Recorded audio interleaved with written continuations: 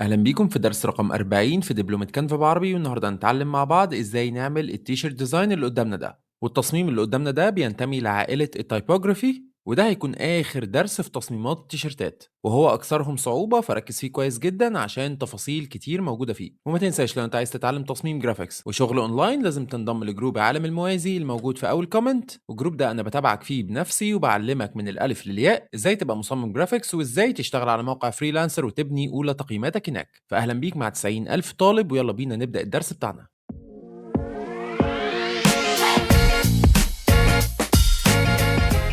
أول حاجة عندنا زي ما اتعودنا إن احنا هنفتح موقع كانفا وهنعمل create new design، وعشان نعمل كده هنضغط على البوتن اللي هو بلس اللي هنا، وبعد ما تظهر لك الشاشة دي هنختار تي شيرت. لو ما عندكش هتعمل سيرش هنا بكلمة تي شيرت هيظهر لك التمبلت دي، وتأكد إنك مختار المقاس ده 14 في 18 إنش. وبعد ما ظهر لي التمبلت هبتدي إن أنا ألون الخلفية بتاعة التمبلت بتاعتي باللون الأسود، وعشان أعمل كده هضغط على باك جراوند كولر من هنا وهختار اللون الأسود. وأول حاجة هعملها في التصميم إن أنا أكتب النص بتاع التصميم بتاعي اللي هو life is better with a dog، وهنا هكتب الكلام بأي شكل عشوائي، وبعد كده هبتدي إن أنا أعدل تصميمه. وعشان أكتب كلام هاجي عند التكست تول وأعمل add a text box، وبعد ما جالي هنا هبتدي إن أنا أكتب الكلام بتاعي. وزي ما أنت شايف هبتدي أكتب الكلام بتاع التصميم بتاعي، وهكتبه على 4 مرات عشان كل جزء فيهم هيبقى ليه ديزاين مختلف. فأول جزء هو life is، بعد كده alt shift وتبتدي تاخد نسخة وتكتب better، وهكذا وهكذا. وهنا الفونت اللي هستخدمه اسمه تروبيكا، وعشان أغير الفونت بتاع الكلام بتاعي همسك الكلام كله وهبتدي ان انا اجي هنا في الفونت، وهاجي هنا في السيرش بوكس ابتدي اكتب كلمة تروبيكا. زي ما انت شايف هيظهر لي الفونت الاول هختاره، وبكده انا غيرت الفونت اللي انا هستخدمه في التصميم بتاعي. هبتدي بقى امسك كل جزء مع نفسه وانزل الثلاث اجزاء التانيين تحت عشان اركز عليه. واول حاجة عندنا هي لايف از، هتخلي لي حجمها مثلا 175، فهتبقى عندك بالمنظر ده. بس المنظر ده مش عاجبني، هبتدي ان انا اشكل حروف شويه، اخلي ال كابيتال واخلي الاف اي كمان كابيتال، وهسيب الاي هنا سمول وهخلي الاس اللي عندي موجوده هنا كابيتال، فهتبقى عندي بالمنظر ده. طب ليه انا سبتها بالمنظر ده؟ عشان انا محتاج النقط دي عشان هتخدم عليا شويه في التصميم، فقدام شويه هتعرف انا هحتاجها في ايه.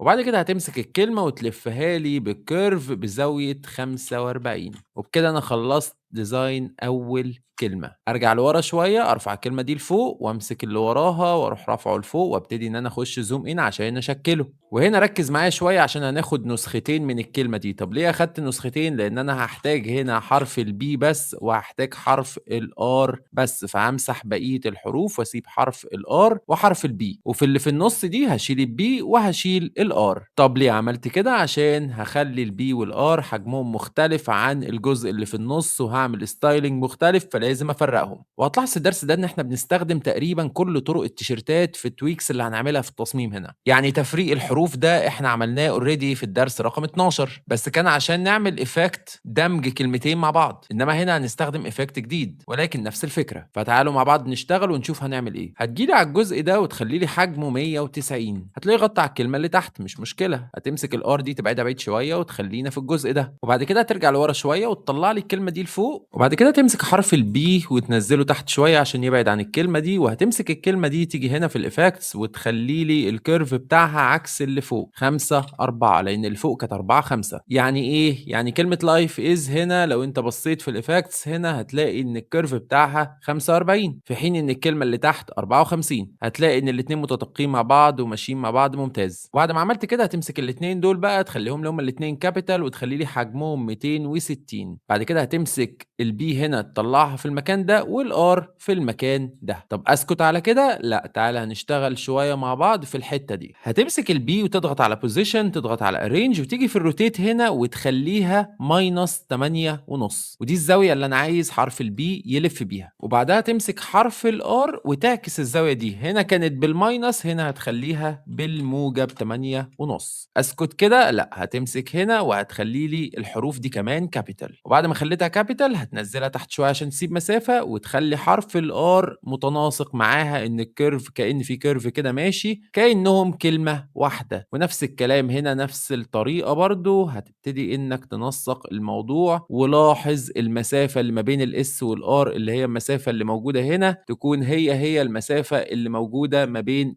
ال والبي او قريبه منها علشان تكون الموضوع متناسق زي ما انت شايف قدامك. بعد ما عملت كده هتمسك لي الكلمه هنا كلها اللي هي بيتر، وتلونها لي باللون الاصفر الجميل اللي قدامك ده، واللون ده موجود هنا عندك في الدرجات، فانت مش تتعب في اختياره، وهو نفس الدرجه اللي انت شايفها قدامك دي. والغرض هنا تعليمي، فممكن تستخدم اي لون عاجبك من الالوان دي، ولكن بلاش اللون الغامق ده، يعني خليك في الالوان اللذيذه اللي هي الاورنجات والاصفرات دي بتبقى حلوه. وهنيجي على كلمه with عشان نبتدي شغل فيها. نعمل زوم ان. انا عايز هنا الدبليو تكون كابيتال وادي تكون كابيتال، وبعد كده هاجي هنا اختار الفونت اللي انا عايزه اللي هو هيكون تشيري بومب 1. انت مجرد ما تكتب تشيري هنا هتلاقي ظهر لك الفونت ده، فهتختاره. هتخلي لي حجمها 80، وبعد كده تطلع الكلمه دي فوق شويه، وبعد كده هتجيلي في الايفكتس وتلففها لي بزاويه 35 درجه، وهنستخدم معاها درجه لون اخضر لذيذه جدا اللي هي الدرجه اللي قدامك دي، فممكن تستخدمها معايا عادي جدا، تبقى شكلها شيك قوي على اللون الاسود بعد الطباعه. واخر حاجه عندنا هي كلمه دوج. هنعمل فيها زي ما عملنا في بيتر بالظبط، ولكن بطريقه مختلفه شويه. هتخلي لي كلها كابيتال، وبعد كده هتاخد منها كام نسخه؟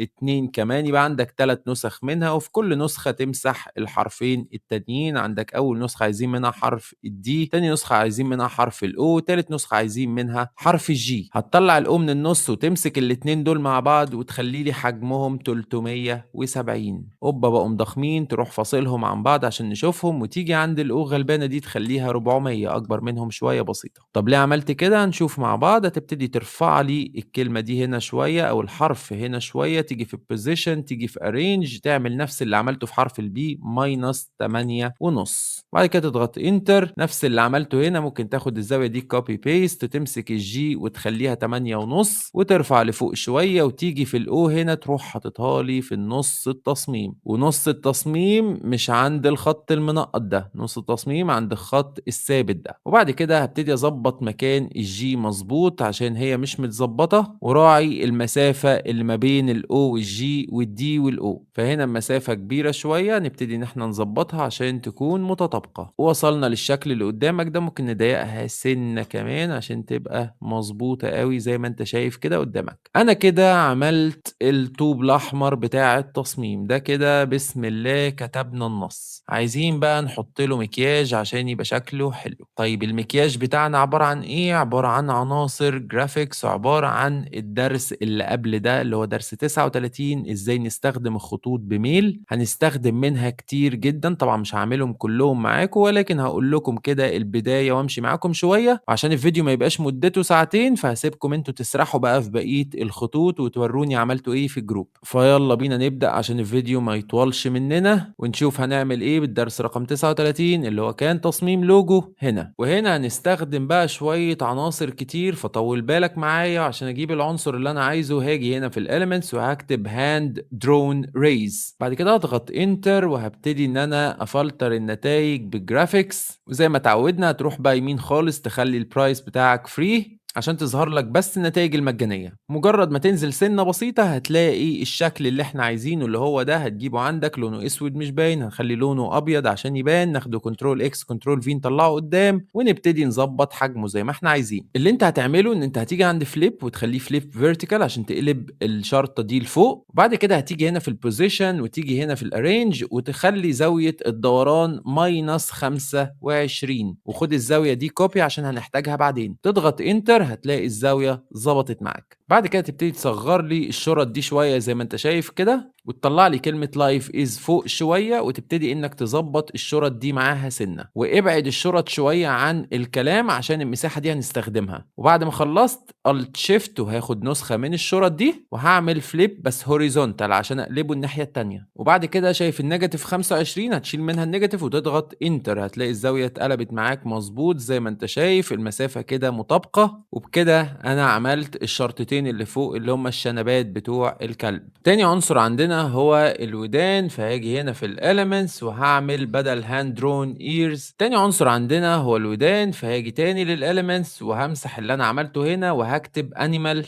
ايرز او اذن الحيوان، وبعد كده بضغط على انتر. نفس الفلتر اللي هو الفري، وهلاقي ودان الارنب موجوده هنا. وهي طبعا مش ودان كلب، بس تمشي ان هي ودان كلب عشان احنا اشتراكنا مجاني فنمشي جنب الحيط، ولكن انت لو اشتراك مدفوع هتلاقي كلاب كتير جدا ممكن تستخدم ودانها في التصميم. فهنجيب هنجيب الودان بتاعتنا في التصميم وهنحاول نتخيل مع بعض إن هي ودان كلب، ونبتدي إن إحنا نلونها نصغرها سنة ونحطها فوق كلمة life is زي ما أنت شايف كده، ونسيبها في حالها دلوقتي عشان هنجيلها للآخر ونظبطها بشكل مظبوط. وبعد ما ظبطتها في مكانها ابتدي إن أنا أمسك كل ده كنترول جي أنزله لتحت شوية علشان طلع مني لفوق، بعد كده كنترول شيفت جي عشان أفك الجروب تاني أرجع الموضوع كله عناصر بالمنظر ده. تالت عنصر عندي هو عنصر البق بتاعه اللي هنحطه تحت، فهتيجي هنا في العناصر وتكتب لي، وتالت عنصر عندي هو بق الكلب اللي هنحطه تحت، فهتيجي هنا في العناصر تكتب لي الكلمة اللي انت شايفها قدامك دي، وبعد كده تضغط على سيرش وهتلاقي عندك هنا في النتائج المجانية. طبعا لو انت اشتراكك مدفوع هتلاقي عناصر خاصة بالكلاب احسن بكتير من دي، ولكن هنا بمشي حالي عشان افهمكم الدرس بعناصر المجانية. واشتراك كانفا مش غالي فانصحك تشترك فيه، هو كويس جدا وممتاز وهيساعدك كمان في الاي اي، ودروس جاية كتير احنا هنستخدم فيها الذكاء الاصطناعي. المهم دلوقتي ان احنا هنستخدم الشكل ده، فاضغط عليه هيجي لي جوه التمبلت بتاعتي، هبتدي ان انا الونه بالاصفر واتاكد ان هو قدام خالص كنترول اكس كنترول في عشان اعمل كات وبيست. بعد كده انزله لتحت شويه وابتدي اخد منه نسخه زي ما انت شايف احطها فوق اختها كده. بعد كده هتجيلي في البوزيشن وتجيلي في اللايرز وتمسك اللاير اللي ورا دي اللي هي تاني لاير، وبعد ما عملت نسختين من الشكل ده هطلع النسخه اللي قدام كده زي ما انت شايف، وهخلي لونها بلون الخلفيه اللي هو اللون الاسود، وهكبرها شويتين. وبعد كده هاجي هنا في البوزيشن وهاجي هنا في اللايرز بعد ما اجيب البوزيشن واخد النسخه اللي ورا دي اعمل لها ان انا اطلعها قدام النسخه اللي هي بلون الخلفيه، وابتدي اظبطها كده بحيث يبقى كاني فرغت حواليها. وبرده عملنا الحركه دي في دروس قبل كده كتير. ممكن عشان ما تتلخبطش تمسك الاتنين تعملهم جروب واحد عشان تعرف تحركهم مع بعض كده وتظبط الوسطنه بتاعتهم صح. وبعد كده تمسك لي بقى الشنبات دي توصلها لي لاخر حرف الدي زي ما انت شايف، وطلع حرف الدي قدام وطلع حرف الجي قدام، وامسك الاتنين دول نزلهم تحت شويه كده، فالموضوع بقى بالمنظر اللي انت شايفه قدامك دلوقتي. وهنا في حته تخيلتها كده ان الحته دي لو انا وصلتها يبقى الجزء ده عامل زي بيت الكلب، وممكن اوقف كلب هنا حراسه. فعشان اعمل كده هحتاج شكل المستطيل، فعشان اعمل كده هاجي هنا في الاليمنتس واكتب سكوير هنا، بعد كده نخليه مستطيل. خد بالك ان احنا هنا في الجرافيكس عايزين نشيل الجرافيكس دي عشان احنا عايزينه من الاشكال. وبعد كده هختار من الاشكال المربع اللي هو اطرافه حاده زي ما انت شايف قدامك كده، وابتدي ان انا اقلل الترانسبيرنسي بتاعته شويه عشان اشوف وراه، وابتدي اظبطه في المساحه اللي انا عايز املاها. فاجيبه تحت كده شويه وابتدي اظبط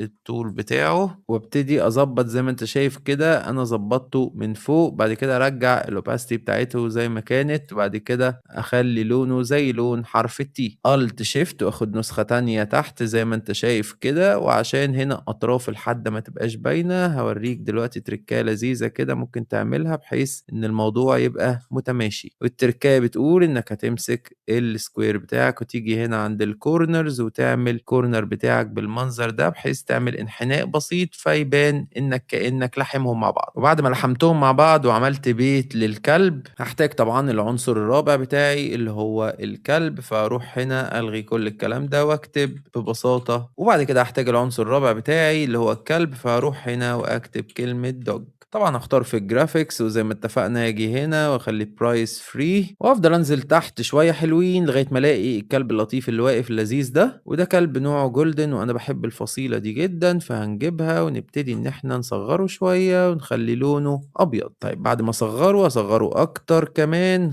اكبر من هنا سنه، وهنعمل زي ما عملنا تحت في البق بتاع الكلب، ناخد نسخه نحطها فوق اختها، بعد كده نبتدي ان احنا نكبرها شويه ونخلي لونها ايه، نخلي لونها اسود، وارجع تاني للبوزيشن اروح مطلع الابيض فوق الاسود واظبط بقى الاتنين مع بعض بحيث ما يبقاش فيه الفراغ الاصفر ده. فممكن اصغر الاسود شويه كده زي ما انت شايف لغايه ما اليمينيت الفراغ ده، وامسك الاتنين اعملهم جروب واحد. طبعا جروب واحد بكنترول جي فمش محتاج اقول الكلام ده، احنا مستوانا بقى متقدم المفروض. بعد كده ابتدي امسك الشادو اللي ورا ده اظبطه شويه كده اعمل لهم جروب تاني، وكده انا خلصت الجزء اللي في النص اللي هو جزء بيت الكلب والكلب. وبكده التصميم بتاعي حطينا له شويه ميك اب، ولكن محتاج بقى شوية ريتوش كده بسيطة عشان يبقى تحفة. طيب إيه اللي هنعمله تاني بعد ما بقى الموضوع زحمة كده؟ هنستخدم الدرس رقم 39 بس. طيب بيقول إيه الدرس رقم 39؟ بيقول إنك هتمسك لي كل كورنر من دول وتبتدي إنك تعمل فيها خطوط. طيب الخطوط دي أجيبها منين؟ هتيجي من العناصر وتكتب كلمة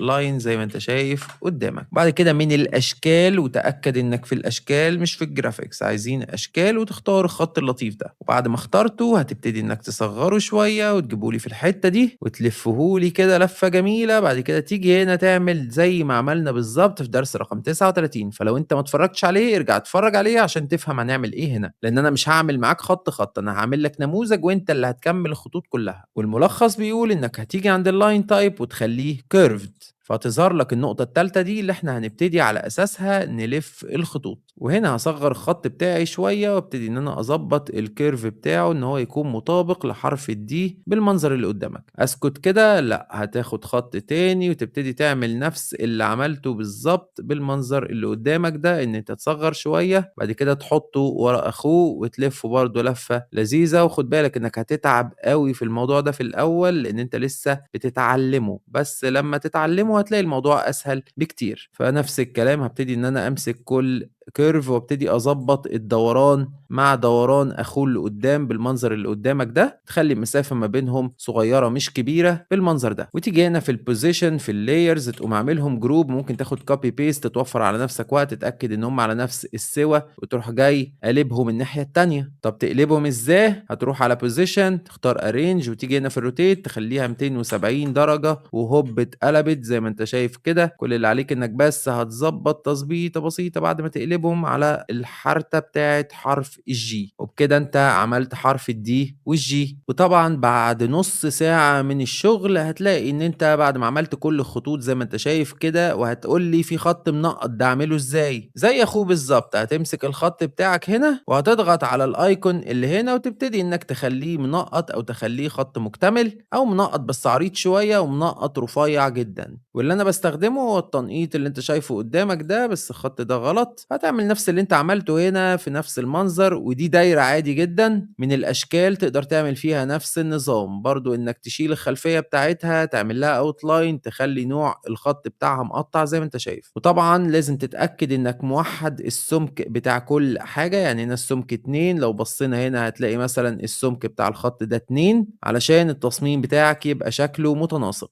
وبعد كل الخطوط اللي انت شايفها دي هيفضل عندنا حاجه واحده بس، ان احنا عايزين نحط سبلاش لطيف كده في الخلفيه وفي نفس الوقت ما يزحمش التصميم اكتر من كده. طب ازاي نعمل الميكس ده؟ الاول هنعمل طبقه حفظ على التصميم بتاعنا، وطبقه الحفظ بتاعتنا هتكون دواير سودة مغطيه كامل مساحه التصميم اللي قدامك ده، عشان لما احط وراها السبلاش الجزء ده ما يبقاش فيه اي زحمه من الطرطشه بتاعتنا. وعشان اعمل كده هاجي هنا من الدواير وابتدي ان انا اسرش على، وعشان اعمل كده هبتدي ان انا اجي في الاليمنتس اكتب كلمه سيركل زي ما انت شايف قدامك، واخدها من الشيبس وهخليهم طبعا قدام زي ما اتفقنا وانا بظبط مكانهم اهو. هبتدي ان انا اغطي التصميم بتاعي بشكل كامل زي ما انت شايف كده قدامك، غطي لي التصميم خالص ما تبينش منه اي جزء بالمنظر ده، ولكن ما تطلعش بره اطار التصميم بتاعك عشان احنا عايزين نحوطه بالسبلاش. فغطي الاماكن اللي فيها زحمه بس وسيب بقيه التصميم بتاعك عادي جدا. بعد ما غطيت كل حاجه هتيجي هنا في البوزيشن وفي اللايرز تمسك كل الطبقات دي وتروح عامل كنترول جي، خلي لي لونهم باللون الاسود،